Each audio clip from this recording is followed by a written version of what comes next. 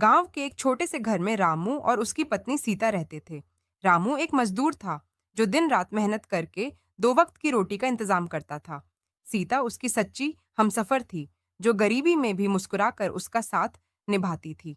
दोनों ने कई सपने संजोए थे कि कभी उनका भी अपना एक अच्छा घर होगा, बच्चों को अच्छी शिक्षा देंगे और सुखी जीवन जिएंगे। संघर्षों से भरा जीवन। रामू रोज सुबह काम पर निकल जाता और शाम को थका हारा घर लौटता। कभी पेट भर खाना मिलता, कभी नहीं, लेकिन दोनों का एक दूसरे पर अटूट विश्वास था। एक दिन रामू बीमार पड़ गया।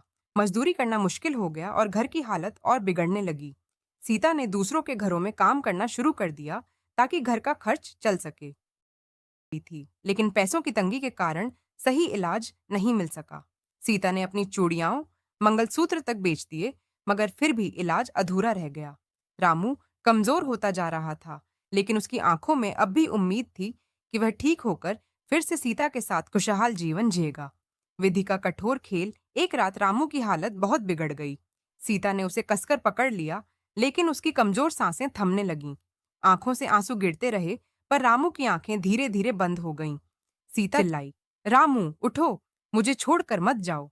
लेकिन अब रामू कहीं दूर चला गया था, जहां से कोई वापस नहीं आता। सीता ने उस रात निश्चय किया कि वह हार नहीं मानेगी, लेकिन गरीबी और अकेलेपन की मार ने उसे अंदर से तोड़ दिया। कुछ दिनों बाद वह भी बीमार पड़ गई। खाने को कुछ नहीं, दवा के लिए पैसे नहीं, और एक दिन उसी टूटी हुई झोपड़ी में उसने भी अपनी अंतिम सांस ली। गांव वालों ने दोनों को एक साथ जलाया ताकि वे मरकर भी अलग न हो।